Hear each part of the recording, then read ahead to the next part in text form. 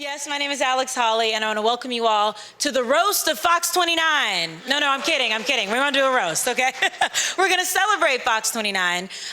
Yes, I'm the newest person at the station. Well, not the newest, but to Good Day Philadelphia.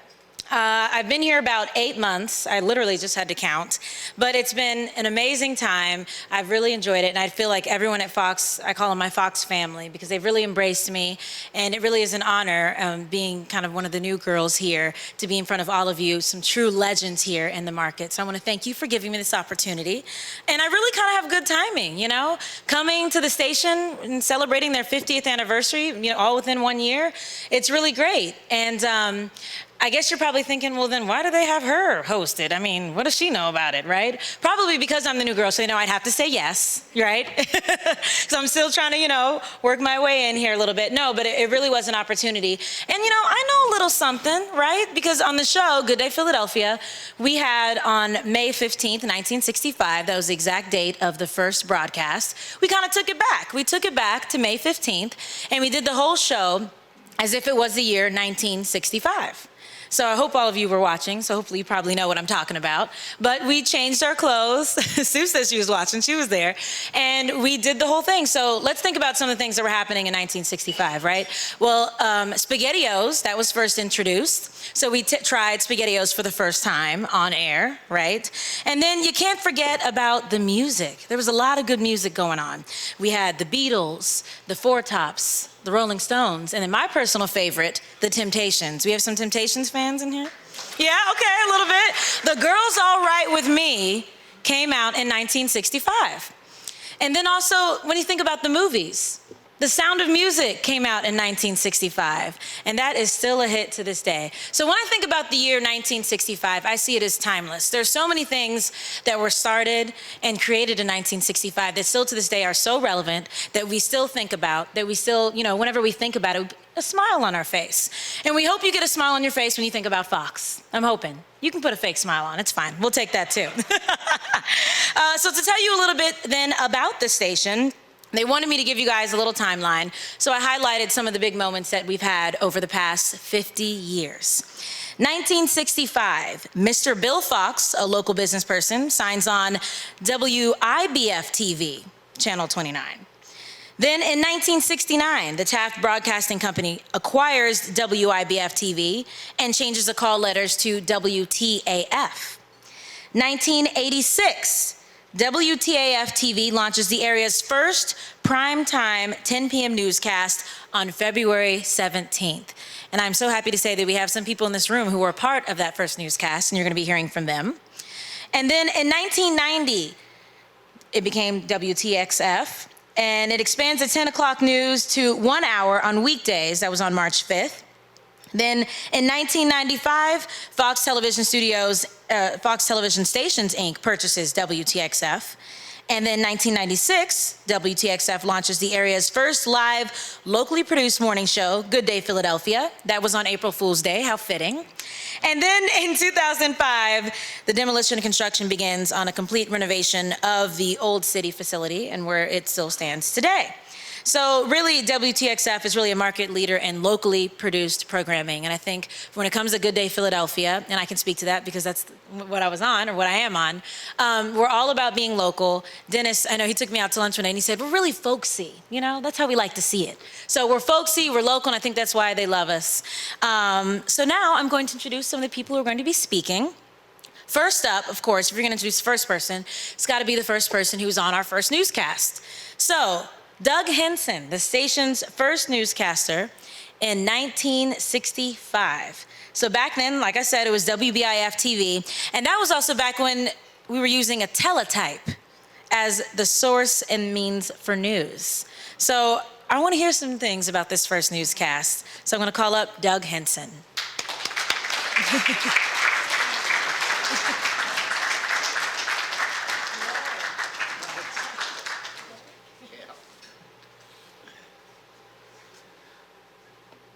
Well, I think Gene Crane is the only one here old enough to understand what I'm going to say.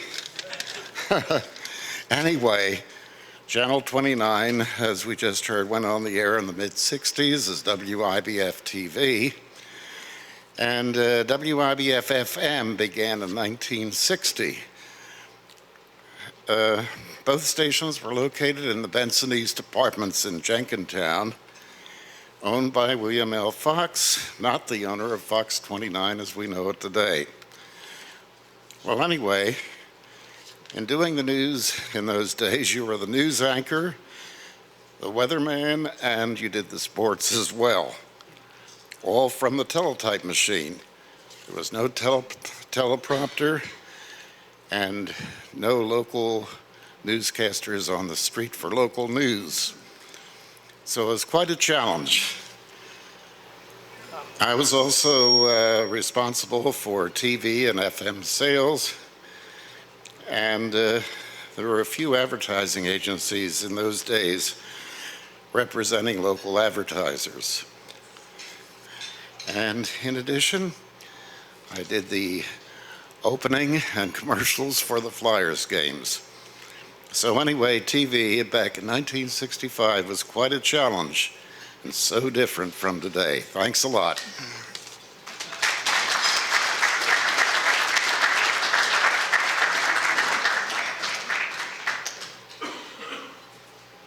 Well, thank you so much. Okay, so for our next speaker, how do you introduce a king, right? Because that's how he introduced himself to me. It was probably my first week at the station. They're like, what should we do to Alex to kind of get her in here? Oh, let's have her meet the king. So they're like, you're going to meet him on his turf. So can you imagine where that was, where he took me? He took me to the link, of course. Well, he's the king, but he's so nice, we had to have him twice at the station. That's how I like to look at it anyway. I hope he sees it that way. Howard Eskin was a part of the station's original 10 p.m. newscast in 1986. And then he also joined us again in 2012. And of course, he was inducted into the Broadcast Pioneers Hall of Fame in 2011. Does he even really need an introduction? I don't know. Someone said, no, just bring him up here. But he's so much of a sports staple. And yes, he made sure to tell me that his face is at a SEPTA station when you're going on your way to the link in South Philly. You can look, yes, you can see it. A nice little mosaic art piece of him there. It looks better than the real thing, though, if you ask me. No offense, though. Love you, Howard. Okay, so let's just bring up Howard Eskin.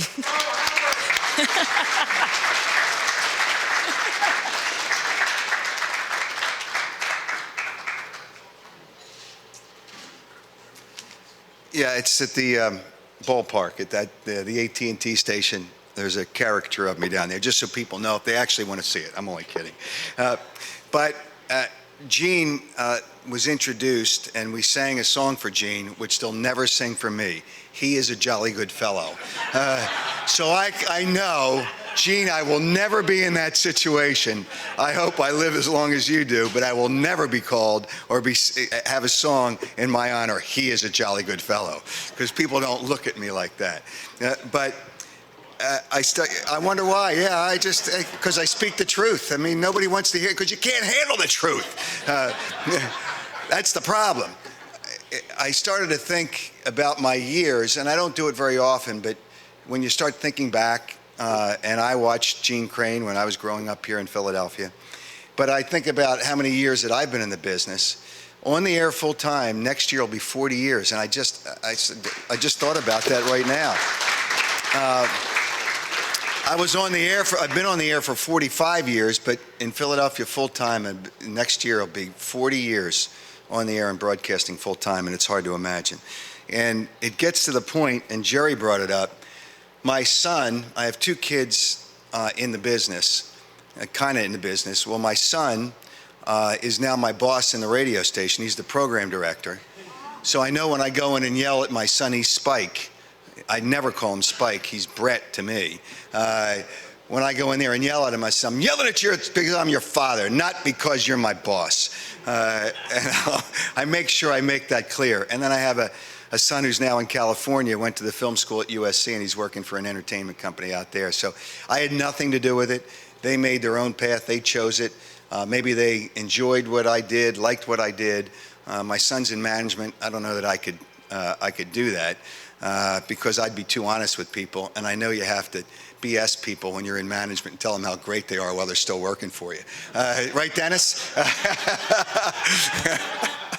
So, and then when they're not working for you, you know they didn't mean it. But nonetheless, when I went, I was working at my first television job. I never worked TV in my life. Channel 3 offered me a job. I turned him down for a week, and Jim O'Brien told me he'd kick my ass if I didn't take the job because you'll never get this opportunity again. And without Jim, I wouldn't be here today because I would have never taken that job. They sent me to have an audition in New York. I still have the tape. I've never looked at it since. It was horrible, and I still got the job at Channel 3 in 1982. And then, interestingly enough, my contract was approaching an expiration. They wanted to keep me. Channel 29 asked me to come there to be their sports anchor. So it was, I'll never forget the day. Channel 3, KYW was located at 5th and Market. Channel 29's always been at 4th and Market. I'll never forget, before the 5 o'clock news, my attorney/agent said, "It's done, do you want to come over and sign it?" I walked from Channel 3 to Channel 29, signed my contract, and then went back and did the news, the early news, on Channel 3. It was a tough walk both ways. It was something that was hard for me to do because I like loyalty. I like to stay, if it's not broken, don't fix it. I like to stay places, but it was a challenge for me. I've always been in the challenges in my life. I did the first sports talk show at WIP shortly after I went to Channel 29 because only doing it 10 o'clock, I could do it in the afternoon. There was a gentleman there by the name of Mike Craven that wanted to make it all sports. I says, okay, I'm in. I did the first sports talk show when it went to FM. Channel 29 at that time was a challenge. I was the first anchor they hired, and then I remember they hired Lee McCarthy, may he rest in peace. He was the news anchor. The weather person was a woman named Michelle Michelini. So I'll never forget that. And then things evolved, and then I did more radio. And Channel 29, and I have to say this, really, when I look at my career and I look what's happened to me, whether it was a branding, whatever it was, things happened because I did many things. I mean, I had 4 jobs. I worked at MMR in the morning, did a segment twice a week. WIP, my main job was, I can't ever stop working. I'm still sending kids to college, so I'll be paying for college education 2 years after I'm dead. And it just kept on going, and I did a column for the Daily News 3 days a week. There's so many things that I did that I enjoyed, but it all happened, I think, 86, it kind of exploded when I left Channel 3 and came to Channel 29. Then I was obviously doing things in between, and I worked at Channel 10 for 16 years. I went back to KYW, then I went to Channel 10. Interesting how that happened. The George Michael Sports Machine, which I did a segment for, I spun records for George, Michael, and Jim O'Brien at WFIL Radio. Changed networks. Says, well, I don't feel right being on one show on one station and working for another station. And I said to the general manager, you know, I can't do this. I said at Channel 3. 4 days later, I was at Channel 10. Somebody called in sick. They couldn't get anybody. I ended up doing Saturday night, Sunday night, the half-hour show, and I was there for 16 years after that. And then when the opportunity came, it was an interesting opportunity at Fox. And I'll say this, not because he's in the room, and not because I'll lie to him after I'm not there anymore, but without Dennis Bianchi, I honestly would not have come back to Fox 29. For no reason. I wanted to find different things to do. I'd done afternoon drive on radio for 25 years, and I was looking, and I never thought I'd come back to TV full-time, and that opportunity presented itself while I was at Channel 10. And honestly, Dennis wasn't allowed to talk to me, but I knew where everything was coming from. And I went back in 2012 and went back to Fox 29, and it was a great opportunity. It's become a really terrific situation, and I can't say enough about what's happened to me in my career, the opportunities I've had, the people I work with, even Alex, you sure you were 3rd or 4th? Were you the 3rd or 4th pick? I thought there was somebody else in between. They tried to find somebody else. I'm kidding, obviously I'm kidding. But honestly, I enjoy the group here. I enjoy being part of the Hall of Fame. I've enjoyed working in my home in Philadelphia for all these years, and I enjoy working at Fox 29. And honestly, I enjoy my boss, which is really hard to say, but it's the truth, and that's Dennis Bianchi. And I want to thank everybody, and thank everybody for being here. Thank you.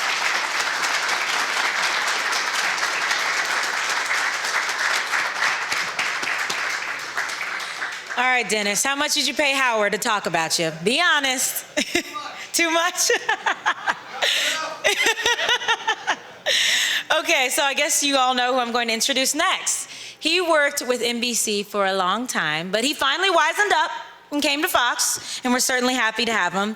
And when I first met Dennis, I remember he sat me down and he told me about the Fox brand. He's like, I want to tell you about Fox. And he was like, we are dedicated to the evolving future of news. We don't do the traditional thing. We like to do stuff that's different. We want to throw things out there and see if it works. And, you know, if it doesn't, it doesn't, but at least we tried it. So I think when I was sitting there, when he said this to me, I'm like, okay, so he's saying, if you don't work, it won't work. And we could say we tried it, we'll move on to the next person.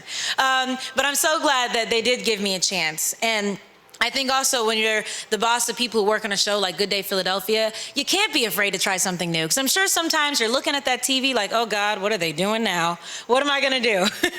Well, we certainly appreciate it. And so now I'm going to introduce Dennis Bianchi, the general manager at Fox.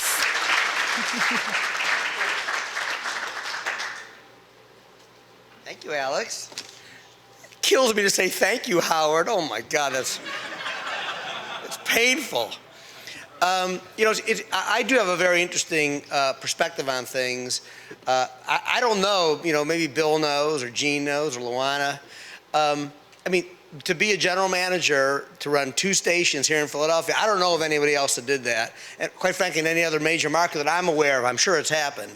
So it's an interesting thing for me. And I'll be very brief. I'll just make 2 overall themes. One is I look at this differently than most people do. I mean, than many of you did or do. It's a business to me, right? It's a very important business. It's a business in Philadelphia, by the way. People watch more television than virtually any other market. So it's very important in people's lives, and I appreciate that. And certainly we shine a light on a topic or a story or a people in need. We shine a light on something, and the phones ring. Metaphorically, if not literally. So I get that and what we mean to the community and what we mean to our viewers and the strength, even diminished, that we all as broadcasters have. But boy, I view it as a business, and it's a tough business. I mean, those of you who've been in it a long time, you know what I speak. It's funny. I was looking at the rate card back there. You know, they're showing a rate card from Fox 29 from 1965. The rates are about the same. It's so scary. And you know, I'm truly only half joking. It is such a challenge business. It's all self-evident why it's a challenge business. The choices are infinitesimal, or that's not the wrong word, infinite. And people drive their own media consumption. We have very little to say about it anymore. So for those of us who are survivors, God bless. And Gene Crane, God bless. Talk about a survivor. Look, I mean, I was attracted to you 20 years ago. I'm even more attracted to you now. It's amazing. Which leads me to the second thing, other than how tough a business it is, and that is the people that I've worked with. And I've been lucky enough. I ran NBC 10 for 13 years, and I've been now at Fox 29 for 3 years. And I've worked with absolutely wonderful people at both places. And that, as you know, that's what you remember. That you don't remember the meetings, the BS, the tough things, the challenges. You remember the people, and you miss the people that you work with. And Gene got choked up when he was thinking about the people that have passed, that he's worked with, and family and friends. And I'll just touch upon the people, the on-air people that are in this room. You know, I mean, number one, Gene, when I first came to Channel 10, Gene was doing the senior report. I remember that. And he needs, you know, you need to say nothing more about Gene. What a gentleman, what a professional, funny as anybody. That he is a true gentleman and a true broadcaster that, you know, all of us admire, and it's self-evident just by looking at him and listening to him. So I was blessed that I got a few years working with Gene. Bill Baldini. I mean, my goodness, oh, thank you. Bill Baldini, tough as, I mean, we had some tough conversations, Bill and I. And Bill was a shop steward, and we would talk about, remember that? We would talk. Shop steward. Yeah, and we had some tough issues we had to tackle, but always direct, straightforward, with respect, and on television. I mean, you walk around town with Bill Baldini.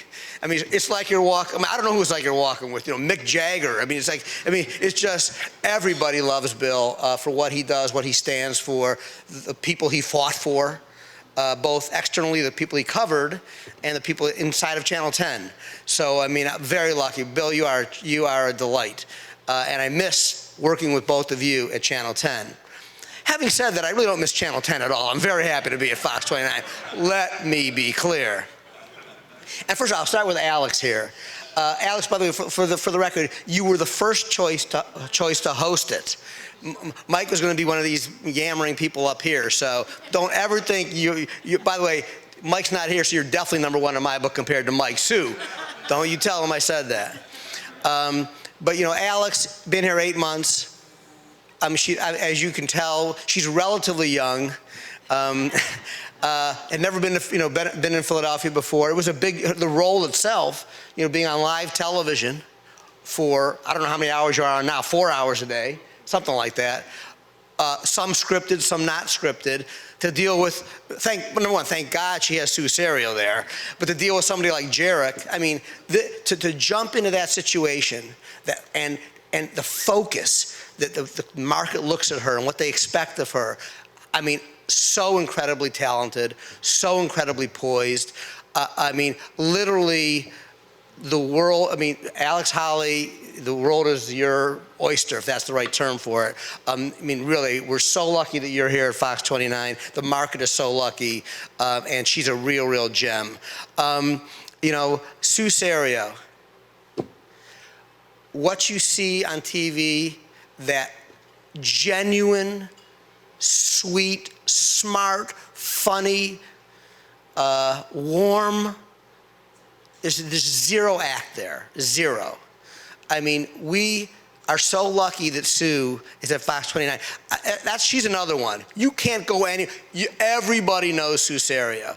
And they don't just know her, they really care about her and like her. And it's so well deserved. So we are lucky at Fox 29 to have Sue on for so many hours a day. Howard, oh my God, Howard. He is such a piece of work, this guy. I'm telling you, I used to be 6'4". I'm telling you, and I started working with this guy. I like to kid Howard because I tell Howard this all the time. Howard literally has no sense of humor. He's so good at it. You can't joke with him because he's so intense all the time. But I like joking with him just for that reason. But he is the king. We brought Howard to Fox 29 for one reason, because there's not a person in this market that doesn't know Howard. People have strong opinions about him, love or hate. There's one funny joke that once was told about Howard. I'm going to say it. It was told by Larry Menti. Remember him? There's a whole story there, huh? But I was at a luncheon early on in my Channel 10 days. I swear to God, it was so funny. Larry Menti's up there talking about Howard Eskin. He said, it was a great line. He said, there are two types of people in this world. There are people that hate Howard Eskin, and there's Howard Eskin.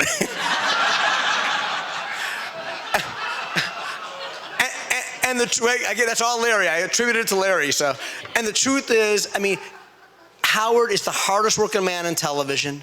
He knows so much about his craft, about what he does. And at Fox, we like attitude. So we love Howard at Fox 29. He's a professional, and he makes stuff happen, and he's controversial. And you know what? TV is becoming more and more a contact sport. So I enjoy that. Schratt was going to be here today, and he couldn't make it. Dave Schratt-wise, you all know Schratt. And I'll tell you what. If you watched our coverage of that horrifyingly heartbreaking train derailment, that was the time you saw Schratt is worth his weight in gold. I mean, such a reporter. He knows how to tell stories. He knows the people. He knows the vibe. He was on his feet. I mean, really, his coverage was top notch. And those are the people I get to work with at Fox 29. Again, I am so lucky. I spent 30 years at NBC, 13 of them at Channel 10. I've been at 3 at Fox. If the gods smile on me, I'll have 10 more, at least, at Fox to be with these great people. And thank you all thanks for hosting us today. It's really, really very nice of you.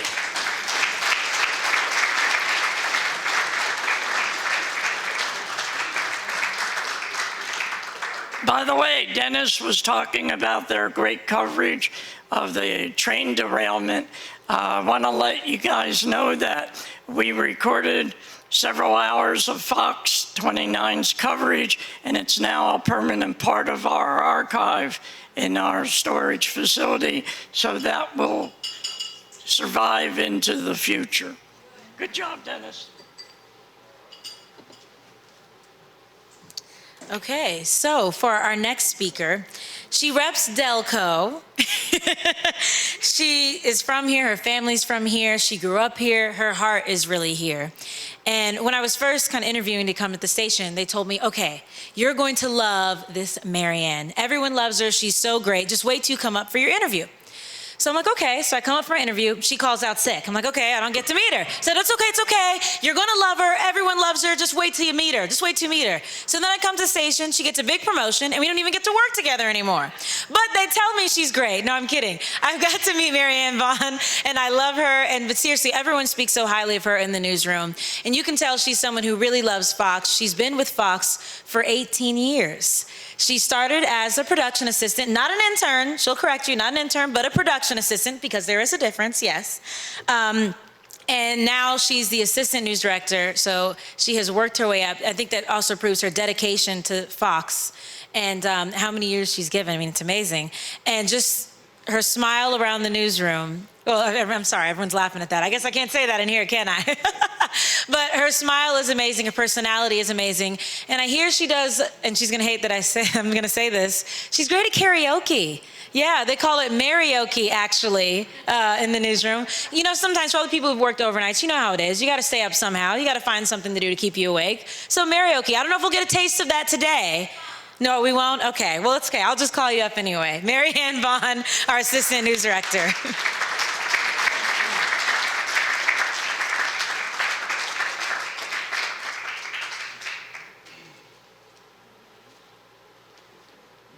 Thank you, Alex. There'll be a song about you later. So everybody knows the speakers that were up here, right? I mean, everybody knows the faces except for me. So I'm going to tell you a little bit about myself and how I got started in the business. And some of you might be interested. Like Alex said, I was born and raised in Delaware County. I grew up in a house that had news on all the time. Your face. Every night. We spent our Sunday mornings with David Brinkley. I thought everybody did. My uncle wrote for the Inquirer, and the other one wrote for the Daily News. It was everywhere. I remember going to the beach in Cape May as a kid, and the newspapers were everywhere. Do you remember those old reclining plastic seats on the beach? They had newspapers stuck to them, because that's all we did was read the headlines. And so a lot of people struggle with their career choices. I never did. I always knew that I wanted to be in news. I just had such a passion for it. I went to Temple. I majored in radio, television, and film. I don't even think they have that anymore. I studied abroad, BTMM I think it's called now. I studied abroad in London, interned at Sky News. And at the time, the O.J. Simpson trial was going on. And it was interesting to see their perspective on the trial that was happening right here. On the cover of one of the papers, there was an O and a J, and it said, "The American Justice System. Oh, what a joke." It was very interesting. I got a lot of experience there. They're 24 hours. And then graduation time. And my mom and dad were very clear about what happens when you graduate from college. You get a job quickly. And so I did. I took a job that men dream about. I sold beer. It was in sales. It was my first job out of college. And my job was to get these high-end beers, like Guinness, into bars and restaurants around the city. Easy peasy, right? I mean, you can't do that. So it was great. There were a ton of incentives, bonuses, trips across the country. I had it made. But it wasn't my career choice. It was my job. Then I got a phone call from, at the time, our planning editor at Fox 29, Tara Facenda. I knew her from Temple. She graduated like 3 years before I did. And she called and she said, Mary, there's this story in Delaware County, the Delco girl, and can you tell us how to get there? I said, sure.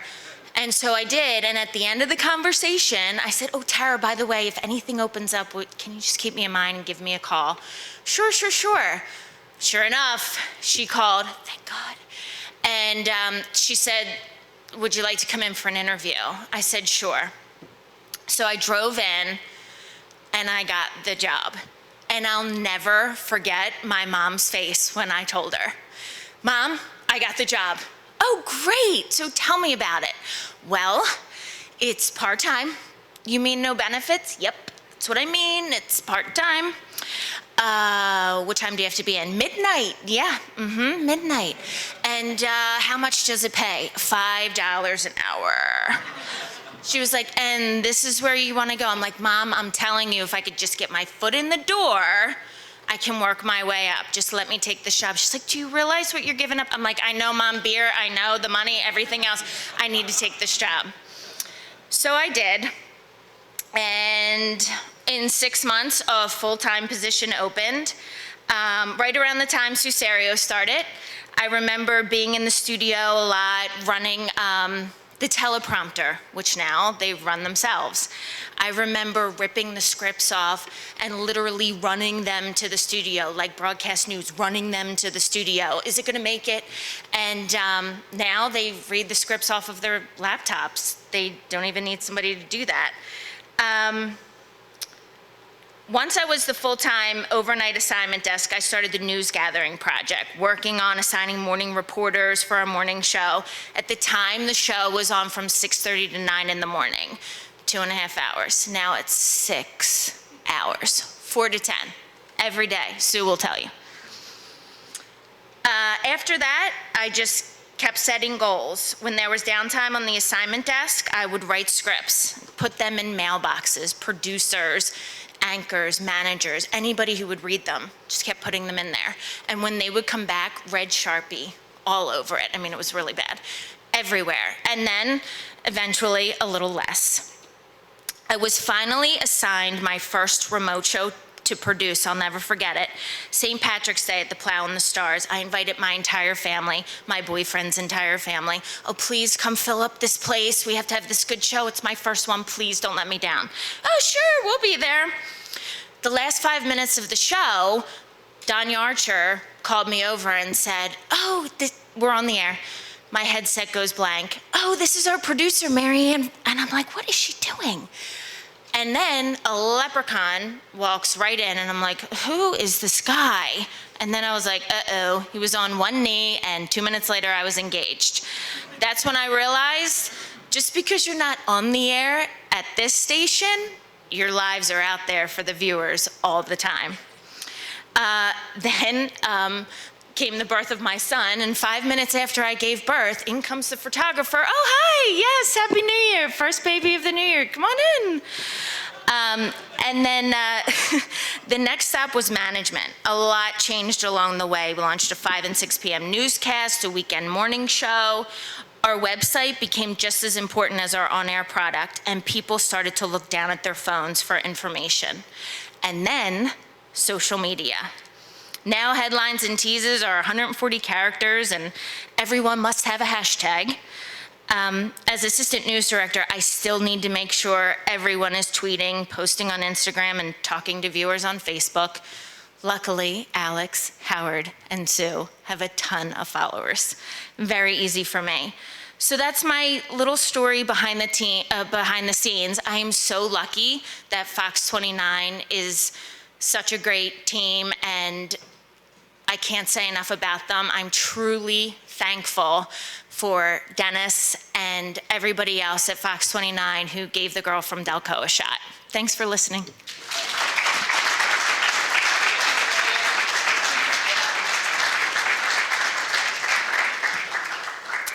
Thank you, Maryann. Okay, so we're now down to our final speaker.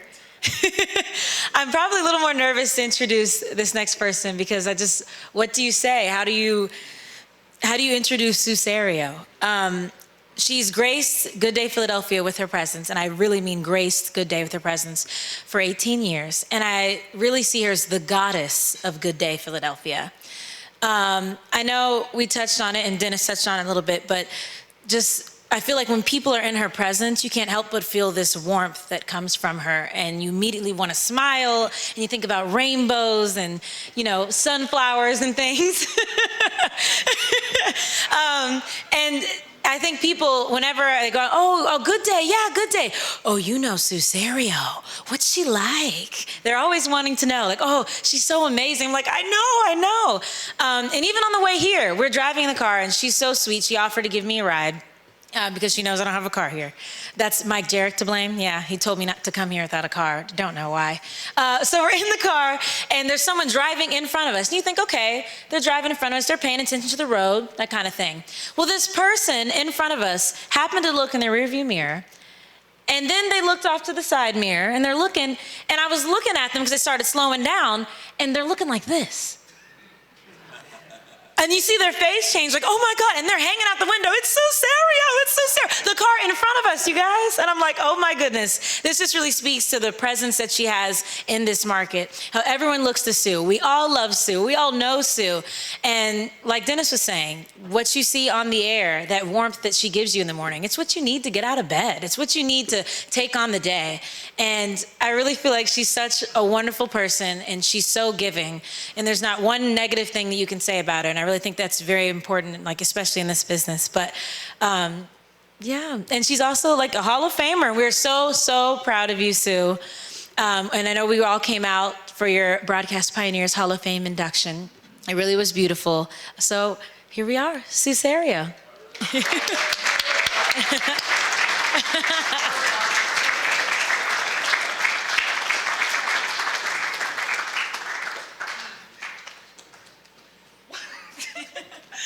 Who were you talking about? That is so sweet, and thank you so much, Dennis, for the sweet things you said. I think I have a 20 in my wallet. I'll pass it along after that. Of course, I always say, when people say nice things about me, you don't have to live with me. The man who has to live with me is sitting right there, Bill Vargas. Ask him how sweet I am and how much fun it is to live with me. But I can tell you this, I am a fortunate person, extremely fortunate, especially because I am now in my 18th year at Fox 29. Maryann and I started around the same time. That's an on-air broadcasting job. Before this, I had never lasted longer than 4 years anywhere. But I've been thinking about the journey that led me here, and I apologize if you were at the Hall of Fame dinner because you heard some of this before. The first time I was ever on the air anywhere was WMAR FM radio in my hometown of Baltimore, Maryland, April 24th, 1977. And it was 1 year to the day from my senior prom from high school. I was 18 years old, and that was a big job. It was a weekend job, and I was a freshman in college. And yes, you can do the math, it was 37 years ago. Did I ever dream back then that I would wind up in Philadelphia? Of course not. In fact, I remember saying back then, well, this broadcasting thing, this is really kind of fun, but you do have to work unusual hours, and you gotta work holidays and weekends. So when this isn't any fun anymore, I'm gonna think of something else to do. Here I still am, because I'm still having fun. But I was lucky. I went to Towson University in Baltimore, and because I lived at home and I got a scholarship from my father's company, I was able to go to college for free and get my best education by my weekend radio job at WMAR, which became a full-time job in my senior year. And everybody at the college radio station were like, her? it was very fortunate, but back then it was a little tougher for women in the business, I will say that, because there were only 2 women playing music on the radio. The rest of them were in news, and it of course meant working twice as hard to get equal recognition. But in the years since then, things have changed a whole lot, I'm happy to say, and I've worked at other radio stations. I'm condensing because I've had a very long life. Baltimore, Annapolis, Maryland, Wilmington, Delaware, and eventually radio here in Philadelphia at WMGK. And now I can see how all of that experience led to this great run at Fox 29. I had lots of lucky breaks along the way, many hours of hard work, crappy hours working middle of the night, early in the morning, and a few times when the business broke my heart, like the time when I was fired from 2 different radio jobs in the same year. And even though I thought I wanted to, I didn't die, but I thought, let's try TV. There's a secure profession. And I went to Buffalo, New York to host a brand new morning TV news program called Wake Up. And that show went to #1 in its first year. And my fiance, the man I had met at TV 12 in Wilmington, where I worked with Patrick Stoner and Ed Cunningham, who are here today, that man, Bill Vargas, was hired at the same station to be the sports director. We could not believe how lucky we were. 3 years later, our daughter is born in Buffalo. She's a couple months old when Billy V gets a cool job in Philly as sports anchor at Fox 29. So I start watching their brand newish morning show called Good Day while I'm feeding the baby in the morning. And I'm thinking, I want to work on that show. Why? Well, because it was fun to watch and you wanted to be a part of it even back then. And the emphasis was then, as it is now, on personality. And I knew somewhere deep down I probably had one, and I wanted to be on that show. Well, back then, as Maryann said, Good Day started at 6:30 and ended at 9 a.m. And I was able, because of my connection, I guess, and I had freelanced on the show earlier in my career. I freelanced weather for a few months and feature reporting, and then the original weather anchor, Jim Castillo, took a job on the West Coast, and I got my wish. I was working on Good Day, and only a few times since then have I said to myself, be careful what you wish for. Many years of hard work and good fortune followed, and our child has grown up on Good Day. On her first day of kindergarten, when I couldn't get the day off, I was able to bring the weather to my house and do the weather from my front yard. The viewers were treated to Billy V and me taking our trash cans to the curb and all the things that we do on Good Day, because it's real life that we put out there. And then they saw me crying, of course, as the school bus pulled away. And to this very day, when I'm out with my daughter, people still come up to us and say, oh my God, I remember your first day of school. And she's so gracious about it, but she really knew nothing else her whole entire life. Good Day has taken me to places I never would have gone on my own. Remember Sue's Clues? Guess where I am? And Sue do my job. I even learned how to do hair, a skill that may help me in the future. I'm now meeting grown men and women who tell me that I visited their elementary schools, and I know this region better than my hometown, and I do truly feel like a true Philadelphian. But I also want to say how grateful I am for the opportunities that Good Day has afforded me to work with the Alzheimer's Association, the Camden Children's Garden, Career Wardrobe, Mainline Animal Rescue, Delaware County Historical Society, Mummers Museum, Gift of Life, Tyler Arboretum, so many places that I've been able to help, and being able to be a part of those organizations has been one of the greatest rewards of being part of Fox 29, and I'm so grateful for those opportunities. Yeah, big changes since I started in 1997. Well, now we start at 4 in the morning, we end at 10, and I'm on pretty much the whole time. And now I wake up for work at 1:30. And there's social media. We're on Facebook, we're on Twitter, as you've heard, and Instagram. I tweet the forecast each morning and all kinds of other stuff, including pictures of my child. Yeah, you're still gonna see her. My rule of thumb, though, if I wouldn't say it on TV, I don't put it on Facebook. And luckily, most of the response is positive. But the greatest part about the social media change is that we get that instant reaction from the viewers They help us with the weather. Thanks to Twitter, if it's raining at the shore, but it's sunny here in Philly and snowing in the mountains, we get pictures of all that on Twitter from our viewers. And there's nothing like the feeling of having a conversation with somebody who's watching the show instantaneously. We never could do that before. You had to wait for somebody to call you on the telephone or write you a letter in snail mail to find out what they really thought about you. And most of the time it was good. But viewers do love to tell us when we make a mistake. We get that instantly on Twitter and Facebook as well. But it's nothing like somebody telling you how much brighter their day is because you are there. Again, one of the greatest rewards of this job. So, except for my high school job at the Blue Bowl Bakery and that Rite Aid job I had in college before I got into radio, I don't know how to do anything else. And I'm fortunate to be able to still be able to do for a living what I love. And all those other jobs have led me to a place that I feel is perfect for whatever I have to offer. And that's a wonderful feeling because so many people go to jobs every day that they don't enjoy. And I've been through many casts of characters on Good Day, emphasis on characters. And I love our current lineup with my dear Alex. I feel like we've adopted her as our daughter right away. With Mike Jarek, I laugh every day with all my colleagues and at all my colleagues. I'm surprised every day and I learn something every single day.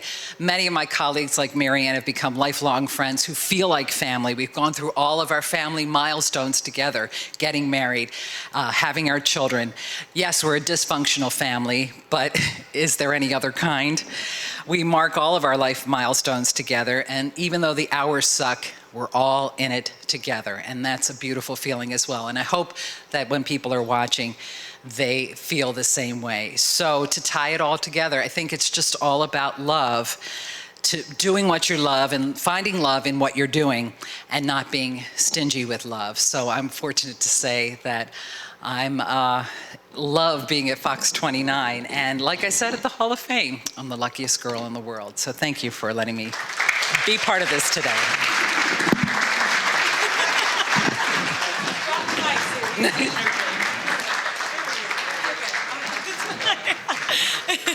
Lean in. Yeah, I'll lean in. There we go. Thank you. All right, can we just give one more round of applause for all the speakers that we had for Fox? Bye, Howard.